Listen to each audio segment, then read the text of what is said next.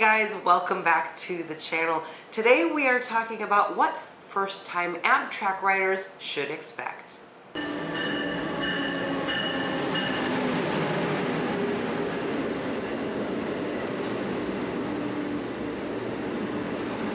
First thing that Amtrak riders should expect if it's their first time on Amtrak is when they arrive to the train station. The train station will probably be much smaller than they were expecting. Absolutely. I think a lot of people go into it thinking like going to the airport and you want to show up like, 2-3 hours ahead of time, get through security, go sit at your gate. It's not like that at all. Yeah, it's completely different. They're usually very small. Now, unless you're at New York City, Chicago, or Los Angeles, those are considerably bigger because they're part of a bigger system where you can also catch other types of trains. But if you're at just a regular Amtrak station, something like Atlanta, where the only thing that uses that station is the Amtrak train, it's going to be very small. Usually just a room and a little waiting area and some tracks and a little check-in counter where you'll check your bags. So you absolutely don't need to get there super ahead of time. We say if it's your first time, probably an hour ahead of time at a smaller station. And the bigger stations, they're kind of like a fun place to be, so you may want to get there ahead of time just to walk around, but you don't need to go through all this stuff like at an airport. There's no little train that'll get you to a different wing of the station. It's just a very small place. Yeah, and there's nothing to do there. Generally, there's not a lot to eat, if anything at all. So don't plan on oh, I'm gonna go get my morning coffee while I wait for my train. Just come there ready to get on the train and be ready to go. Yeah, unless you're at one of those big ones, then there are things there.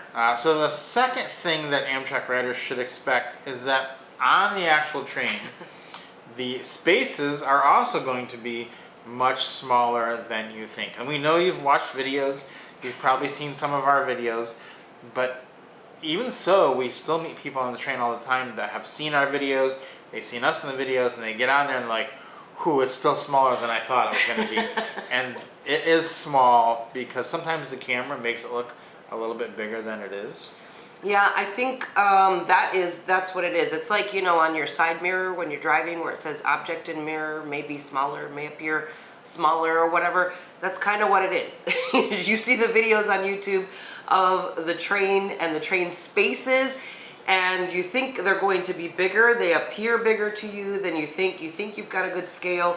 A lot of times we even measure the spaces and we tell you in actual feet or inches what the spaces are, and you get there and you're like, whew, this is much smaller than I thought. You got to remember, you are on a train car. These can only be so big. These are not like, luxurious travel spaces. It's a train at the end of the day. So remember, these spaces are going to be much smaller than you're expecting. And especially the bathroom is another thing that could be very small, depending on the train. So there are some bathrooms on the train that are bigger than others, but that's another thing that can be small. In general, expect tight spaces. If you expect that going in, you're going to be fine when you get there. Now, I will say, if you're riding in coach, you might be surprised how much room you have because your point of reference will be an airplane, and coach seats on Amtrak are way more spacious than an airplane seat. So it's going to be more like riding first class. And actually, if you have to sit on a coach seat versus in a roomette, you've got more room in coach, I think, than in a roomette. You just have more privacy in the roomette. Yeah, absolutely. I think that is a big surprise for people. They're like, I wasn't expecting the seat, to be so much more comfortable, to be so big, and it also reclines more, and you also have the leg rest as well. So it's really pretty amazing. That is the one space that you're like, okay, this is actually bigger than I was expecting. Exactly. The next one to expect is that you will likely be late. Amtrak trains are late most of the time. There's a lot of reasons for that. They can be held up by other trains, and sometimes there's a problem on the track and there's nowhere to go. They can't go around it. It's not like you're in a car and you can take a detour. There's just nowhere to go, and so you'll just have to sit there. You can have mechanical issues, and then the same thing, they have to get someone. If you have a mechanical issue in the middle of nowhere, they have to bring someone from a ways away to help you fix that sometimes. And then you can have weather-related problems too. So you'll have heat restrictions if it's really hot. A lot of reasons the train could go slower than it expects. And so for all these reasons, you're likely to always be a little bit late by the time you get to your destination if you're taking a pretty long trip. Yeah, I think that one is a big one for people because they make plans like, you know, for when they get to the end of their journey. Oh, I'm going to, you know, a wedding, whatever. Just know ahead of time you are not going to be there on time. It's very rare to get there on time, so plan accordingly. Yeah, exactly. The other thing that happens with that is we do have breaks throughout your trip, fresh air breaks, which people use to smoke. And, you know, that's just something that those can get cut down. They can get pared down. And it's not something that you may have a 15-minute break scheduled. It may turn into 6 or 7. So that's something to keep an eye out for. Next one is that there will be limited power outlets on the train, very limited power outlets. Absolutely, it's a hot commodity on the train. If you are in coach, there you have 2 available at each set of 2 seats. But if you've got to charge more than one thing, then you're out of luck because you just have the one spot and you're sharing a seat with somebody. That person's likely going to be using the other one. We do always carry our travel adapter with us, and that's super helpful because you can actually charge 5 things at once on the one outlet, which is really nice. But outside of that, you really only have, and in the roomettes, you only have 1 outlet available to you. So just keep in mind, bring your things charged. We always like to bring a portable charger with us anyways, because that helps us to get things charged too, and that way you're not tied to one spot where you're charging your things. Next thing to expect is that you may have some trouble sleeping due to other passengers. Now this is true of both coach and sleeper car, and we've got some strategies for the best possible sleep. If sleep is a problem for you and you don't really want to be woke up in the night, the best strategy for coach class is to be on the lower level because it is not a pass-through car. So you won't have people, just going from one car. The problem is in the middle of the night, people may get up and try to go to the observation car. Well, if they're 2 cars back, they got to walk through their car. They got to walk through your car. And a lot of times as they do that, you know how they walk in the night because the train is wobbly. They're putting their hand on every single chair that they go by and jerking that person awake. So the second thing is be on the inside, be towards the window. You'll have a lot less, you won't have anybody touching you. You shouldn't unless they're really reaching, but you won't have anybody doing that. And then with the sleeper car, the roomettes, you can get a roomette on a superliner on an upper level or a lower level. Again, you won't have anybody walking through the car for the roomettes if you're on the lower level. On the upper level, you will have people walking past your room, and when they talk, you can really hear them. Absolutely, and that's why it's important to bring either earplugs or noise-canceling headphones also, because that is going to help you regardless of where you are. Sometimes you don't have a choice. When you book a roomette, you get one assigned to you, and even if you call up and try to move it, they could say, well, we're full, we can't switch you to a different one.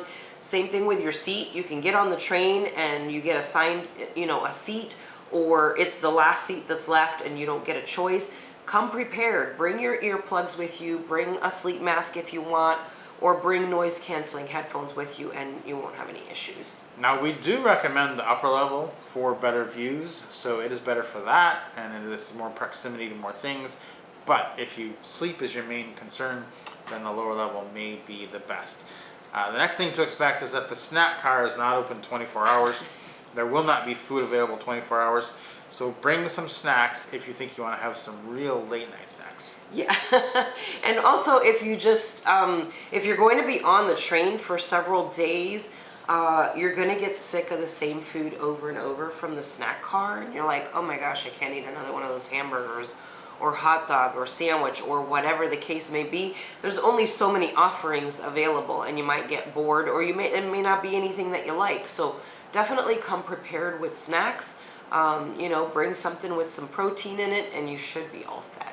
Yeah. The conductor is going to put a tag on your seat in coach, and they won't want you switching seats throughout your ride. So that tag is actually going to tell them where you're getting off. And so it's important that if you move seats, you let them know, like, hey, can I move seats? And they'll move that tag with you, because that tells them where you're getting off. And when they're coming to that stop, they go through and tell people, hey, especially if you're getting off in the middle of the night, they can say, hey, we're getting off at your stop. And you get up and you get your things ready and you're good to go. So make sure you don't switch seats without letting somebody know, because that tag is very important, that it comes with you when you move, because the conductor needs to know, or the train staff needs to know, where you're going to be getting off, so that they make sure that you get off at the correct stop. Expect that your train will be full. Amtrak ridership is at an all-time high right now. Lots of people are wanting to do travel. Lots of people want to do Amtrak travel, and the trains are just full. So you're probably not going to have a seat to yourself if you're riding in coach solo. It used to be you could probably get a seat and then the one next to you, no one would be in it.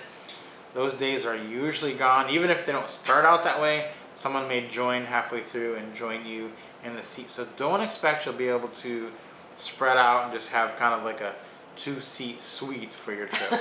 Yeah, I think that happens a lot. People are like, oh, awesome, I have an empty seat next to me. I'm going to spread out, put all my stuff out. Don't move in, because you're going to be evicted.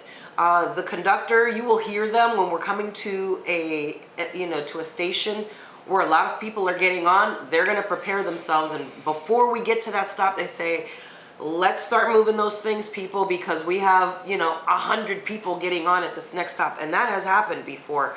One time we were going through, I think it was Reno, there was like a whole, like several like Boy Scout troops getting on, and a lot of people getting on. I mean, there were hundreds of people, like it looked like a mob of people on the platform getting on the train, and they said, move everything, because we're going to need every single seat on this train. Next thing is to expect that the observation car could be empty unless you're going through a very scenic area. Usually people don't go sit there. They just think there's no reason to go, and it's a great place to go sit. So go check that out. If you're on the California Zephyr through the mountains, it'll probably be pretty full at that point. But a lot of the other times on other trains, it will be totally empty, and you can go enjoy that space and have some room to spread out. Yeah, and a little secret hack for the observation car is that there are also quite a few charging outlets in there. So if you want to charge several things and you don't have the travel adapter, head to the observation car. At the tables, there's usually 2 of them, sometimes 4. And at the seats, there's also 1 available. But if the whole thing is empty, you could charge a couple of things with no problem. Staff is going to go above and beyond your expectations to make you comfortable. That is something you should expect, because we have found that time and time again, Amtrak staff are amazing. They're working under very tough conditions. I think it's early for me to get up. They've already been up 2 hours before me. They're staying up late. They're working, doing this. But they still go above and beyond the call quite a bit of the time.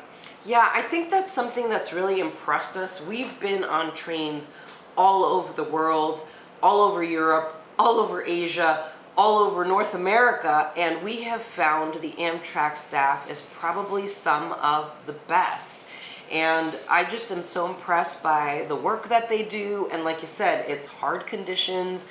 The hours they work are crazy, it seems like to me. And that they stay with you the entire journey. If you're on the train for 4 days, they're on the train for 4 days. It is wild to me that they don't switch out, and they do such a good job. They do the best that they can, and just kind of, understand that they are working under tough conditions, and they do such a great job. Yeah, so that is what you can expect as a first-time rider. If any of these were new to you, let us know in the comments. If you have questions, also let us know. And we will see you on the next video.